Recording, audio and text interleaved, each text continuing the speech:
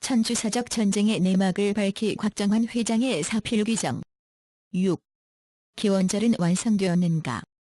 천일국의 창건은 하나님의 섭리가 지향하는 구체적인 결실이자 목표입니다.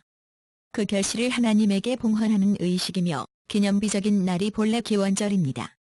아버님은 이날을 2013년 1월 13일로 정하고 이 지상에서 천일국의 창건과 기원절을 실체로서 하나님 앞에 봉헌해드리고자 했습니다.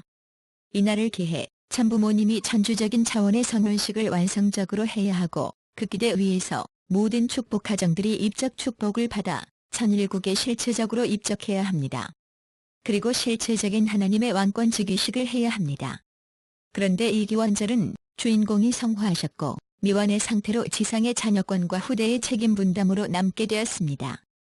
참가정을 중심한 천일국 창건.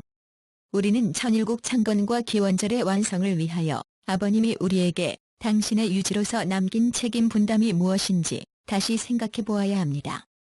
그것이 앞으로 축복 중심 가정이자 천일국 주인인 우리들이 나아갈 방향이기 때문입니다. 먼저 천일국 창건과 기원절 완성은 아버님의 참가정 안에서 그대를 이어서 3대권과 사위 기대를 중심하고 완성하지 않으면 안 됩니다. 이 죄악과 곡절의 세계가 그 긴긴 역사를 거쳐오면서 인간을 괴롭혀온 것은 바로 죄의 근본이 인간 조상으로 말미암아 발생한 혈통적인 범죄이기 때문입니다. 이 혈통 범죄의 굴레를 벗어나지 않는다면 이상세계는 꿈에 불과할 것입니다. 하나님, 참부모, 참자녀로 연결되는 참가정의 인연을 통해서만 하나님의 참사랑 참생명 참혈통의 씨가 연결되어서 모든 죄악 역사와 세계가 다 정리가 되고 인류가 하나님을 중심한 한 가족이 될 것입니다. 여기에 계승에 참된 의미가 있습니다. 시간적으로는 아버님을 대신한 입장에서 그 책임이 다음 세대에서 종으로 이어지는 것이지만 섭리적인 의미에서는 그 책임이 한 몸처럼 횡으로 계속되는 것과 같습니다. 섭리 역사에도 이러한 예가 있습니다. 아브라함 가정의 책임이 이삭, 야곱까지 종적으로 연장되며 3대에 걸쳐 완수되지만 아브라함 탕대에 횡적으로 이루어진 것과 같은 것입니다. 천일국 주인된 축복 가정은 반드시 참가정 3대권 사위 기대에 뿌리를 두어야 합니다. 그 뿌리를 절대로 놓치면 안 됩니다. 그리고 이제는 자기 가정이 주체적으로 책임을 지고 가야 합니다. 아버님께서 남겨주신 8대 교제교본을 중심으로 우리의 섭리관과 원리관을 바로 세우고 하늘 땅 앞에 축복 가정의 본분을 다하는 가운데 당당하게 살아가면서 천일국을 이루고 하늘 앞에 기원절을 봉헌할 수 있는 그날이 오기를 소망해야 합니다. 한 가지 더 부연하면 누가 아버님과 같이 이 섭리적인 사명을 책임지고 이끌 뿐인가 하는 것입니다. 그분의 섭리적인 위치는 제3아담으로 오신 참아버님의 사명, 즉 본래의 아담이 이루어야 할 사명을 완수하여 궁극적으로 참가정을 이 땅 위에 정착시키고 하나님의 주권이 실제로 임한 하나님의 나라, 천일국을 세워 기원절의 이상을 완성해야 할 제사자 아담입니다.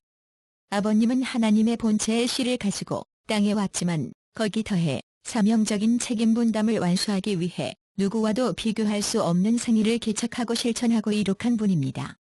하나님의 뜻과 꿈을 이루기 위해서 하나님의 한이 무엇인가를 깨닫고 그 한을 풀어드리기 위해서 중요지심을 가지고 하나님 대신해서 죄악의 인류를 그토록 긍휼히 여기고 참사랑을 일관되게 실천해온 분입니다.